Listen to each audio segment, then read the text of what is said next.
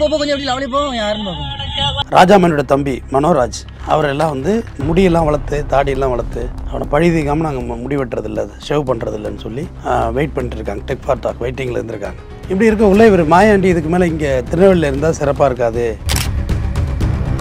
ராஜாமணி வேறு சமுதாயத்தை சார்ந்தவர், அவர் வந்து தேவேந்திர குல வேளாளர் சமுதாயத்தை சார்ந்தவர். நேற்று வரக்குள்ள கோர்ட்டுக்கு வாய்தாக்கு வரக்குள்ள அவரும் அவருடைய தம்பி ஒருத்தரையும் அழைச்சிட்டு வர்றாரு கூட, உறவுக்காரரை.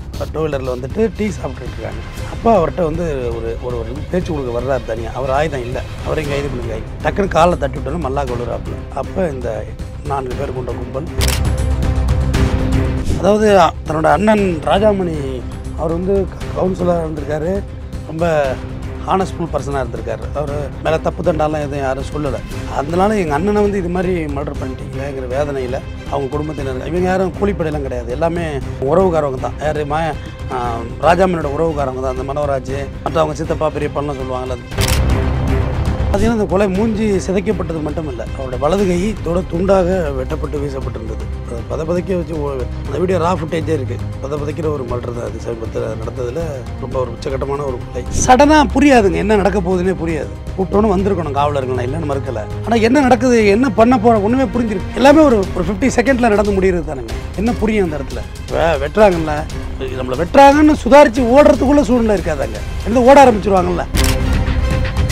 அப்போ இது ஒரு நெல்லைங்கிறது ஒரு பதட்டத்தையே வச்சுருக்காங்க. தூத்துக்குடி கூட இப்போ குறைஞ்சிருக்குதா நான் நினைக்கிறேன். ஏன்னா அங்கே உப்பு தொழிற்சாலைகள் அதிகம் வந்துச்சு, மீன் வளம், தொழில் டெவலப்மெண்ட் வந்தால் கண்டிப்பாக எல்லாமே அழிஞ்சிடும். ஏங்க மதமே அழிஞ்சிருங்க.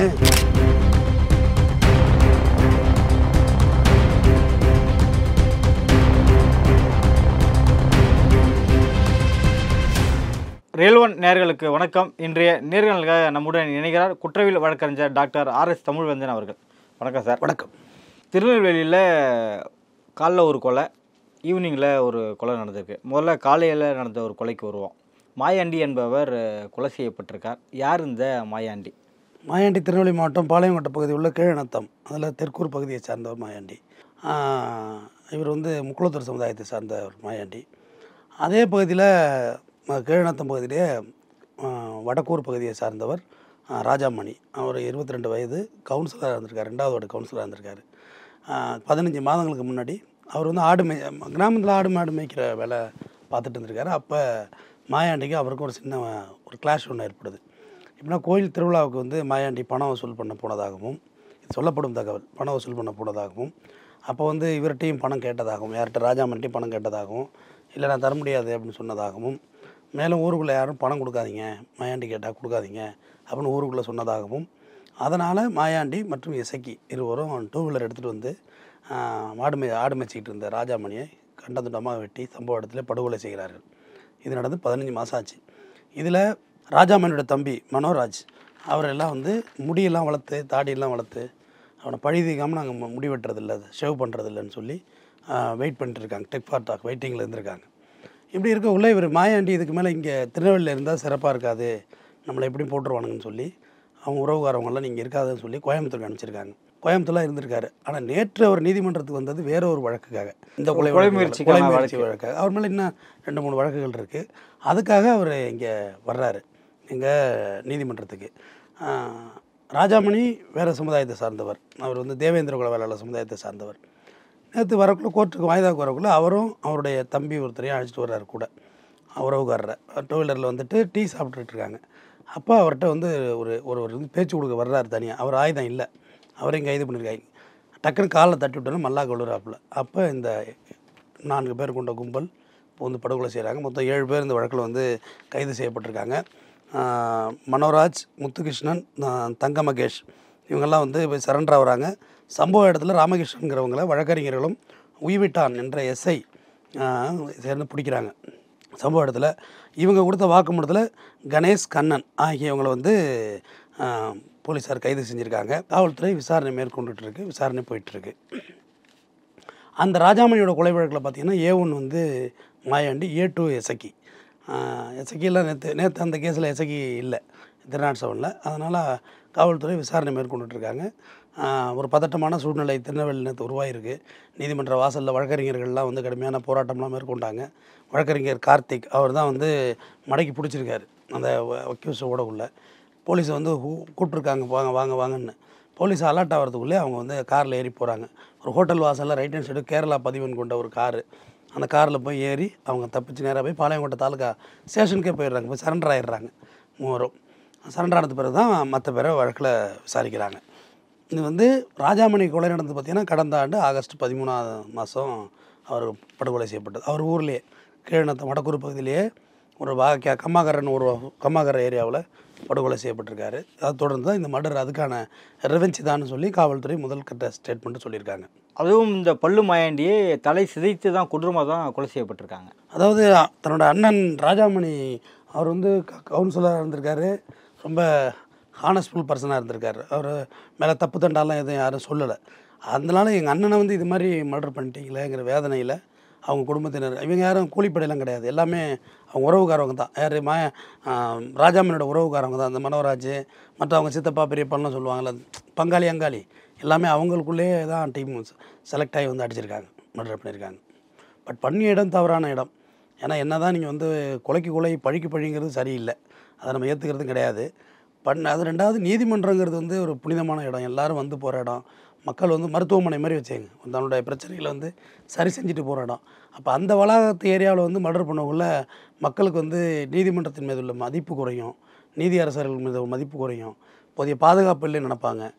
விட்னஸ் சொல்ல வர்றவங்கெல்லாம் பயப்பட ஆரம்பிப்பாங்க. நம்ம சாட்சி சொல்ல போகிறோம், நம்மளை கொலை பண்ணிட்டா என்ன செய்கிறது அப்படின்ற ஒரு தேவையில்லாத ஒரு பதட்டமும் அதில் உருவாகுங்கிறது தான் என்னுடைய கருத்து. இதில் பார்த்திங்கன்னா இந்த கொலை மூஞ்சி சிதைக்கப்பட்டது மட்டும் இல்லை, அவருடைய வலது கை துண்டாக வெட்டப்பட்டு வீசப்பட்டிருந்தது. அது பதப்பதைக்க வச்சு அந்த வீடியோ ரா ஃபுட்டேஜே இருக்குது. பதப்பதைக்கிற ஒரு மர்டர் தான் இது. சமீபத்தில் நடந்ததில் ரொம்ப ஒரு உச்சகட்டமான ஒரு கொலை.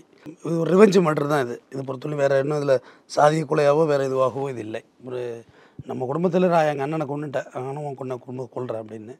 பட் இளைஞர்கள் எல்லாமே ஒரு 30 வயசுக்குள்ளேயே எல்லா வாழ்க்கையும் முடிஞ்சு போகுது எல்லாருக்கும். எதுவாக இருந்தாலும் நமக்கு என்ன தவறுகள் இருந்தாலும், நமக்கு இது என்ன ஒரு நியாயம் வேண்டுமென்றாலும் நீதிமன்றம் மூலியமாகத்தான் நாம் வழக்கை தீர்த்து கொள்ள வேண்டும். இது தொடர்கதையாகவே இருக்குது நெல்லை மாவட்டத்தில். இப்போ சமீபத்தில் தீபக் ராஜா பாண்டியன் மர்டர் ஆச்சு, இப்போ அடுத்து இப்போ இங்கே மர்டர் ஆகுது. இப்படியா வந்து இதுக்கு அந்த மர்டருக்கு இந்த மர்டருக்கு சம்மந்தம் கிடையாது. அது வேறு டீமு, இது வேறு டீமு. இது குடும்ப பகைக்காக நடந்த ஒரு கொலையாக தான் நான் பார்க்குறேன். இல்லை, பல்லு மாயாண்டியே இப்படி சம்பவம் பண்ண போகிறாங்க அப்படின்னு சொல்லுது திட்டம் போது போலீஸுக்கு ஒரு விஷயம் போயிருக்காதா? இல்லை, இது பர்சனல் மர்டருக்கு ரிவெஞ்சுக்கு போலீஸ் தான் 40 பேருக்கு மேலே அங்கே இருந்திருக்காங்க. இல்லை, போலீஸாக தடுத்துருக்கலாம். அதெல்லாம் பார்த்தீங்கன்னா ஒரு தொலைபேசி மூலியமாவோ வேலை எங்கேயாவது நம்ம திட்டம் போது இது மூலியமா போலீஸ்க்கு விஷயம் போயிருக்காதான்னு கேட்குறேன். இதெல்லாம் போய் சேர்கிறதுக்கான வாய்ப்புகள், ஏன்னா இதெல்லாம் பர்சனல் மர்டர். இதெல்லாம் உங்களுக்கு தனிப்பட்ட பகையை தீர்க்கிறதுக்கெல்லாம் போலீஸுக்கு அவ்வளோ சென்சிபிள் போகாது. நீங்கள் வந்து ஒரு கதை என்ன சொல்லுவாங்க, கிராமத்தில் சொல்லுவாங்க, கத்தி எடுத்தவனும் கத்தியால் தான் சாவு அப்படின்னு. நீங்கள் ஆல்ரெடி ஒரு உயிரை எடுத்திருக்கீங்க. ஒரு உயிரெடுக்குள்ள உங்களுக்கான தீர்வு இப்படி தான் திருப்பி அமையுது. போலீஸுக்கு திட்டம் போயிருக்குமா? போலீஸுக்கு போயிருந்தால் நிச்சயம் தடுத்துருவாங்கங்க. எனக்கு தெரிஞ்சு இங்கே சென்னையில் ஒரு பிரபல ரவுடி ஒருத்தர் மயிலை மகேஷ்னு சொல்லிட்டு அவரை வந்து போட போகிறாங்கன்னு சொல்லி போலீஸுக்கு தகவல் வந்துடுது. மயிலை சிவகுமார் டீம் போட போகிறாங்கன்னு. அப்போ கூப்பிட்டு சொல்லிட்டாங்க, இது மாதிரி உன்னை போட போகிறாங்க, நீ வந்து கொஞ்சம் ஜாக்கிரதையாக இருந்துக்க அப்படின்னு உளவுத்துறை கூப்பிட்டு சொல்லிட்டாங்க. இதெல்லாம் கேங்ஸ்டர் மர்டர். இப்போ நான் சொல்கிறதெல்லாம் கேங்ஸ்டர் மர்டர் கிடையாது, இல்லை யாருமே கேங்ஸ்டர் கிடையாது. இல்லை அந்த ஏரியா பொறுத்த வரைக்கும் அது ஓரளவுக்கு விஷயம் தெரிஞ்ச ரவுடி தானே. அப்படின்னும் போது உளவுத்துறையோ இல்லை சிபிசிஐடியோ அவர் இங்கே இல்லவே இல்லையே, மாயாண்டி இங்கே இல்லவே இல்லையே, கோயம்புத்தூரில் இருக்கார் அவர். கேங்ஸ்டர் மர்டர் தாங்க போலீஸுக்கெல்லாம் தெரிய வரும். இன்றைக்கி யார் வாய்தாக்கு வர்றா, இன்றைக்கி எந்த கேங்கு உள்ளே வருது அப்படின்றது கேங்ஸ்டர் மர்டரில் தான் தெரியும். அப்போ தான் பாதுகாப்பு என்ன டைட் பண்ணுவாங்க. கேங்ஸ்டர் மர்டரில் அதிலலாம் பாதுகாப்புலாம் டைட் பண்ண மாட்டாங்க. கேங்ஸ்டர் மர்டரில் பார்த்திங்கன்னா போலீஸே அவங்க வண்டியில் கொஞ்சம் தூரம் போயெல்லாம் இறக்கி விடுவாங்க, காவல்துறையே அந்த வண்டிகளில் ஏறுவாங்க. ஏன்னா இப்போ ஏதாவது சட்ட ஒழுங்கு பிரச்சனை வந்துடக்கூடாதுன்னு. இதை பொறுத்தவரையிலும் அப்படி இல்லை. இது தனிப்பட்ட முறையில் அவங்க குடும்ப பகை. அவங்க குடும்பத்தை ராஜாமணி எங்கள் அண்ணனை கொண்டு இருக்கீங்கிற குடும்ப பகையில் நடந்த மர்டர் இது. அதான் இந்த சம்பவத்தை பற்றி வக்கீல் கார்த்தி அங்கே சொல்லும்போது என்ன சொல்கிறோன்னா, நாங்கள் தான் குரல் கொடுத்து வக்கீலெல்லாம் தடுக்க முயன்றோம், எங்கள் உயிரையும் பணம் வச்சு நாங்கள் ஒருத்தர் வெட்டிட்டு எங்களை வெட்டினாலும் என்னையும் தான் அவங்க வெட்டியிருப்பாங்க அப்படின்ற மாதிரி சொல்லியிருந்தாரு. ஒரு காவல்துறையாக ஒரு 39 பேர் மேலே இருந்தாங்க, அவங்கள கூப்பிட்றோம், யாருமே வரலை, எல்லாருமே உள்ளே தான் ஓடினாங்க, எஸ்ஐ மட்டும் தான் கூட இருந்தார் அப்படின்ற மாதிரி சொல்கிறாங்க. எஸ்ஐ உயிக்காட்டன் அவர் தான் போலீஸ் கூப்பிட்டும் வரலை அப்படின்ற மாதிரி ஒரு விஷயத்தை சொல்லி எஸ்ஐ உயிக்காட்டன் தாங்க வந்திருக்காரு. காவல்துறை எஸ்ஐ உயிக்காட்டன் தான் வந்திருக்காரு பிடிக்கிறதுக்கு. வக்கீல் கார்த்தி தெளிவாக பேசினார், என்ன பாதுகாப்பு இருக்குது எங்களுக்கெல்லாம், என்ன பாதுகாப்பு. உண்மையான விஷயம் அதுதானே. அவர் சொன்னதில் என்ன தப்பு இல்லை. கூப்பிட்டோம், ஒரு சில காவலர்கள்லாம் வரலை அப்படின்னு சொல்கிறார் இல்லையா. சடனாக புரியாதுங்க, என்ன நடக்க போகுதுன்னே புரியாது. கூப்பிட்டோன்னு வந்திருக்கணும் காவலர்கள், நான் இல்லைன்னு மறுக்கலை. ஆனால் என்ன நடக்குது, என்ன பண்ண போகிற ஒன்றுமே புரிஞ்சிருக்கு. எல்லாமே ஒரு ஒரு 50 செகண்டில் நடந்து முடிகிறது தானுங்க. என்ன புரியும் அந்த இடத்துல? வெட்டுறாங்கல்ல, நம்மளை வெட்டுறாங்கன்னு சுதாரித்து ஓடுறதுக்குள்ளே சூழ்நிலை இருக்காதாங்க. என்ன ஓட ஆரம்பிச்சிருவாங்கல்ல. இப்போ ரன்னிங் ஆகி மர்டர் ஆகிறாங்கன்னா வேறு விஷயம். என்ன நடக்குது நம்மளை சுற்றி அப்படின்றதுக்குள்ளே எல்லாமே முடிஞ்சு போயிடும். முடிஞ்சு அவங்க ஓடிக்கிட்டே தான் இருக்காங்க. இந்த ஓடுறாங்கன்னு காரில் வீடியோ எடுத்துகிட்டே தான் இருக்காங்க. ஓடிக்கிட்டே தானே இருக்காங்க. ஓடி போய் ரைட் சைடு நிற்கிற காரில் ஏறி கேஎல் வண்டி ஸ்டார்ட் பண்ணி நேராக ஸ்டேஷனுக்கு போயிடுறாங்க. இப்போ தப்பிச்சு போகலையே அவங்க நேராக ஸ்டேஷன் தானே போகிறாங்க. தப்பிச்சு போனால் போலீஸ் விரட்டெல்லாம் சேசிங்கெல்லாம் இருக்கும். சேசிங்கே வேலை இல்லை. இதில் டேரெக்டாக ஸ்டேஷனுக்கு போயிட்டாங்க. அப்போ ஒன்றுமே பண்ணல. என்ன பண்ணுறதுக்கு இருக்குது? பட் போலீஸ் நடவடிக்கை எடுத்துருக்கணும். இன்னும் கொஞ்சம் சுதாரிப்பாக இருக்கணும். போலீஸ் இந்த பாதுகாப்பெல்லாம் பத்தாது. போலீஸ் நடவடிக்கை எடுத்துருக்கணும் மறுக்கலை. இப்போ சென்னை உயர்நீதிமன்றத்தில் வந்து சிஎஸ்எஃப் போலீஸ் ஃபுல்லாக இறக்கியிருக்காங்க. மதுரை பெஞ்சிலையும் இறக்கியிருக்காங்க. நாங்கள் ஆரம்பத்தில் கூட அதுக்கெல்லாம் எதிர்த்துலாம் நாங்கள் போராடணும், அவங்களாம் வெளியேற்றணும்னு சொல்லி. ஆனால் இன்றைக்கி உயர்நீதிமன்றம் வந்து ஃபுல் பாதுகாப்பில் இருக்குது. நீங்கள் யாரும் வழக்கு இல்லாமல் உள்ளே போக முடியாது. உங்களுக்கு வழக்கு இருந்தால் தான் உள்ளே போகலாம். வக்கீல் மட்டும் உள்ளே போகலாம். ஐடி கார்டு வேணும். ஐடி கார்டை பார்ப்பாங்க. மெட்டல் டிடெக்டர் வச்சு செக் பண்ணி உள்ளே விடுவாங்க. வேறு ஒரு காக்கா உள்ளே போயிட முடியாது. ப்ளஸ் உங்களுக்கே கேஸ் இருந்தால் கூட எந்த கேஸு சொல்லுங்கள், அதுக்கு ஒரு பாஸ் ஒன்று வாங்கணும். அந்த கேஸ் நம்பரை போட்டு உங்கள் பேர் இருக்கா, உங்கள் ஆதார் கார்டோட தான் உள்ளே போகணும். அந்த மாதிரியான பாதுகாப்புகளை நீதிமன்றத்துக்கு ஏற்படுத்தலாங்கிறது என்னுடைய கருத்து. ஏன்னா தேவையில்லாமல் அன்னெசரியாக உள்ளே வர்றது, சும்மா வந்து நீதிமன்றத்தை பார்க்கிங் மாதிரி பயன்படுத்துறது, எங்கே எதிர்த்தாப்புல கடையில் பர்ச்சேஸ் பண்ணுறது, கோர்ட்டில் ஒன்றா பார்க் பண்ணிட்டு போகிறது, அதெல்லாம் முன்னாடி நடந்துச்சு ஹைகோர்ட் ஏரியாவில். இப்போ அதெல்லாம் முடியாது. ஏன்னா அது பார் கவுன்சில் வந்து அந்த காருக்கான நம்பர் கொடுத்துருக்காங்க. அதில் சீல் பண்ணி ஒரு ஆளுக்கு 2 காருக்கு நம்பர் கொடுக்கலாம். இல்லை ஒரு டூ வீலருக்கு பயன்படுத்திக்கலாம். அது போன்ற பாதுகாப்புகளை நீதிமன்றத்தில் ஏற்படுத்தி பண்ணலாம். ஏன்னா தொடர்ச்சியான சம்பவம் இருக்குது. ஏன்னா நாகர்கோயிலில் ஒரு மர்டர் நடந்துச்சு, கோர்ட்டுக்குள்ளே நடந்துச்சு.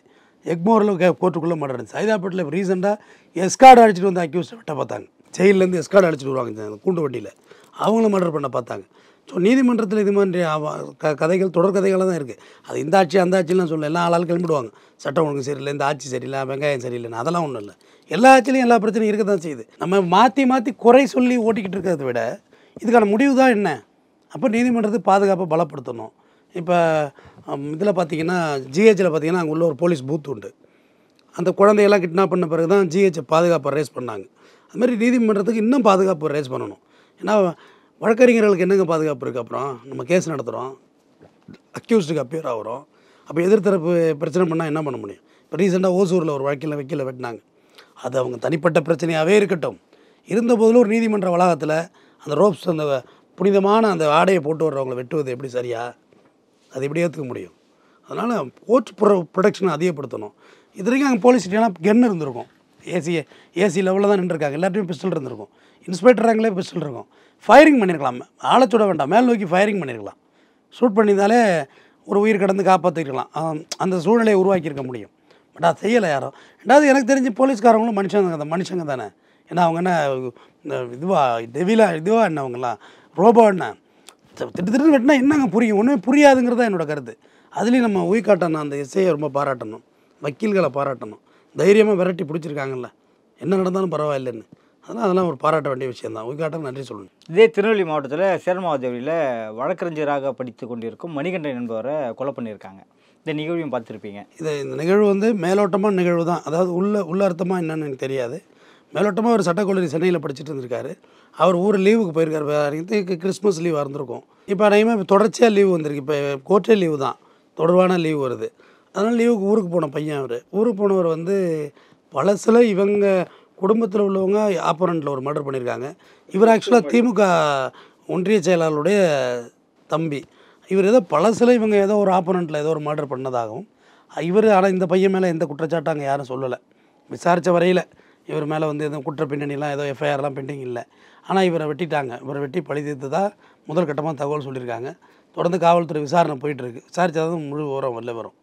சில மாதங்களாகவே பார்த்திங்கன்னா காங்கிரஸ் பிரமுகர் ஒருத்தர் கொலை செய்யப்பட்டார். அப்புறம் தீபக் ராஜா கொலை, அப்புறம் இந்த 2 கொலை. ஏன் திருநெல்வேலியில் தொடர்ந்து இது போல் கொலை சம்பவங்கள் நடக்க என்ன காரணம்? இல்லை, நெல்லை மாவட்டத்தை பொறுத்தவரை எப்பயுமே பதட்டமான ஒரு ஏரியா தான். ஒன்றும் மாற்றம், டெரரான ஊர் தான். ஆக்சுவலாக மதுரை வந்து ஒரு காலத்தில் ஹப்பாக இருந்துச்சு. நிறைய படுகொலைகள் மதுரையில் அரங்கேறிச்சு. நிறைய கேங்ஸ்டர் ரவுடிஸ் நிறைய இருந்துச்சு. ஆனால் இப்போ மதுரையெல்லாம் அப்படி இல்லை. காரணம் மதுரை சூப்பர் ஆகிட்டு. இப்போ சென்னையோட நான் பீஸ்ஃபுல் ஆகிட்டு மதுரை. காரணம் எல்லாம் எஜுகேஷன் வைஸ் எம்பவர்மெண்ட். அதாவது அங்கே நிறைய ஐடி கம்பெனிஸ் எல்லாம் மதுரையில் நிறுவனாங்க. நிறைய தொழில் வளம் பெருகுனுச்சு. 4-வே ட்ராக் ரோடு வந்துச்சு. ரோடு வந்து ரியல் எஸ்டேட், இப்படி பல தொழில்களில் வந்து எல்லாம் டைவெர்ட் ஆகிட்டாங்க. படிப்பு வழியாக அப்படியே நீதிமன்றம், மதுரைக்கு நீதிமன்றம் போச்சு. ஹைகோர்ட் பெஞ்சு போணுச்சு. அந்த வகையில் டெவலப்மெண்ட் ஆகிட்டு நெல்லையில் என்ன ஃபேக்ட்ரிஸ் எல்லாம் அதிகப்படுத்தணும், தொழில் வளம் அதிகமாகணும், ஐடி கம்பெனிஸ் எல்லாம் வைக்கணும். நிறைய இடம் கிடக்கு நெல்லையில். எல்லாம் சென்னையை வச்சு சென்னை தான் டைட் ஆகிடுது. அதாவது டிராஃபிக் எப்போ பார்த்தாலும் டைட்டாகவே இருக்குது. அடுத்து நகரத்தை ஸ்ப்ரெட் பண்ணி எடுத்துகிட்டு போகணும். தொழில் வளம் பெருகலைன்னா குற்றங்கள் பெருகிட்டு தான் இருக்கும். ரெண்டாவது, சென்னையில் ஜாதி இருக்கானா இல்லை, மதுரையில் ஜாதி இருக்கானா இப்போ இல்லை, கோயம்புத்தூரில் ஜாதி இருக்கானா இப்போ இல்லை. எல்லா இடத்துலையும் ஜாதி இருக்கும். ஆனால் அந்த ஜாதியை தூக்கி பிடிக்கிறதுக்கான சூழ்நிலை இருக்காது. எல்லா ஜாதிகாரங்களோட ஹெல்ப்பில் இருக்கும்.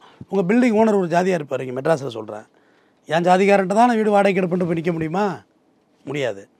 நான் பில்டிங் ஓனரு, என் ஜாதிகாரனை தான் இந்த வீட்டில் வாடகைக்கு வைப்பேன், நான் இருக்க முடியுமா? இருக்க முடியாது. அப்போ இங்கே ஜாதி வந்து ஒழிய ஆரம்பிச்சிடும்.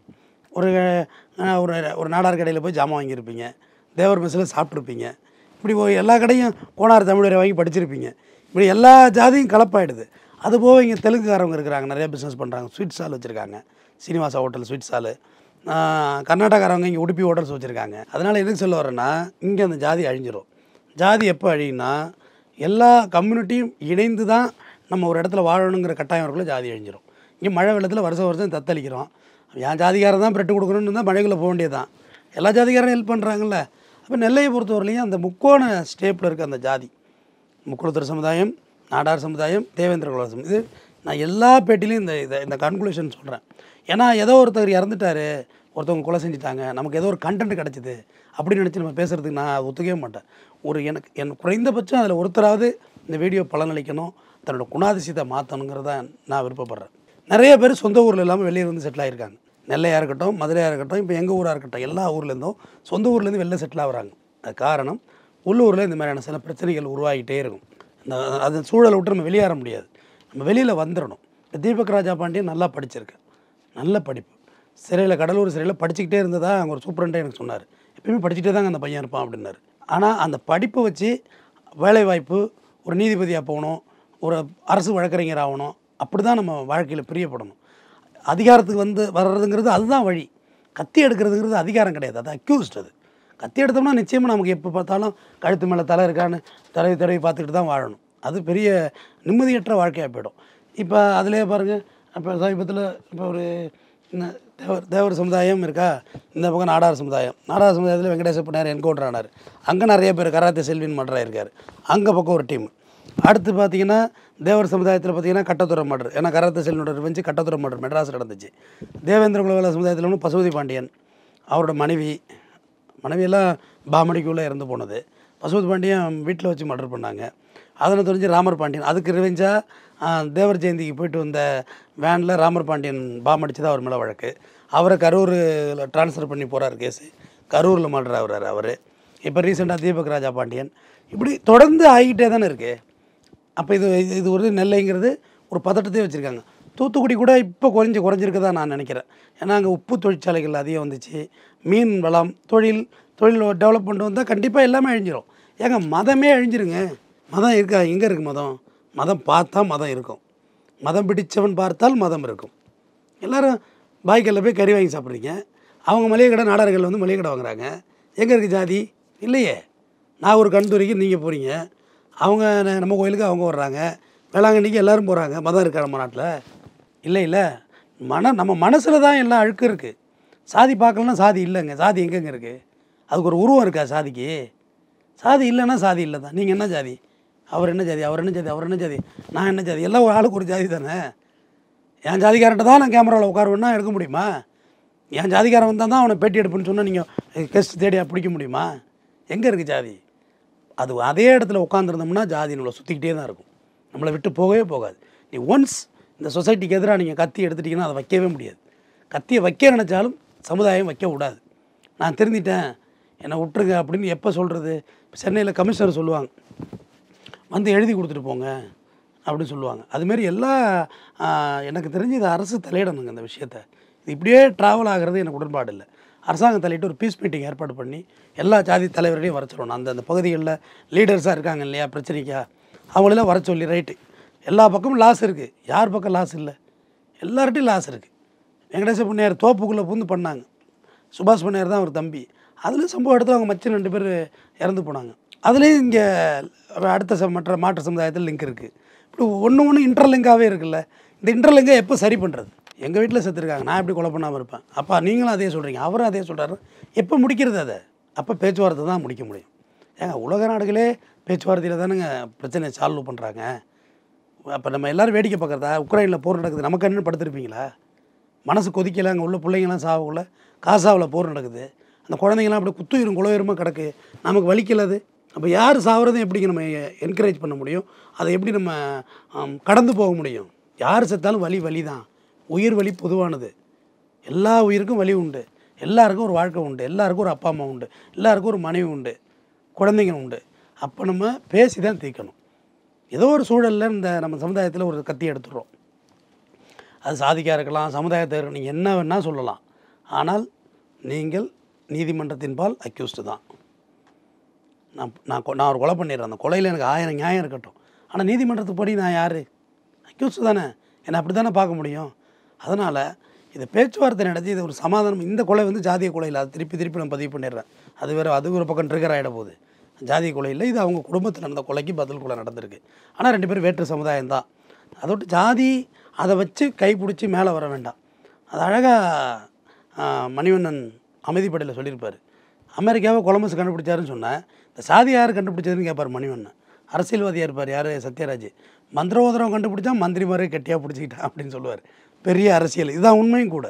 எல்லா சாதிய தலைவர்களும் அந்த சாதிகளை வளர்ச்சிக்கு பயன்படுத்தவே இல்லைங்கிறது தான் நான் சொல்லுவேன். அது எந்த சாதிய வேணுமோ இருக்கட்டும், அந்த மக்களை எம்பவர்மெண்ட் ஆக்கி அவங்கள படிப்பாளியாக்கி சமுதாயத்துக்கு உயர்ந்த இடத்துக்கு கொண்டு வர்றது பயன்படுத்தலை. ஒரு கட்டத்திலே வச்சுருக்காங்கங்கிறது நான் பார்த்த வரையும் அப்படி தான் தெரியுது. யார் நான் ஒரு சாதி தலைவன், என் சாதியில் உள்ள ஒரு 10 ஐஏஎஸ் உருவாக்கிட்டேன், 10 ஐபிஎஸ் உருவாக்கிட்டேன், 10 ஜட்ஜை உருவாக்கிட்டேன்னு காட்ட சொல்லுங்கள் பார்ப்போம். எந்த ஜாதியிலையுமே இல்லையே அதுமாரி. எல்லாம் 10 கேஸ் எடுத்துட்டான், 2 மர்டர் பண்ணிட்டான், 2 குண்டாஸ் வாங்கிட்டான், அந்த மட்டை இவர் தான் பண்ணது. இது எப்படி இப்போ உங்களை லேபிளாக எப்படி ஆகுது? உங்களோட அடையாளம் என்பது இது ஆகாது. எப்போ பார்த்தாலும் பயந்த வாழ்க்கை தான் வாழலாம். எப்போ இருந்தாலும் தலைக்கு மேலே தலை உருளை தான் செய்யும்.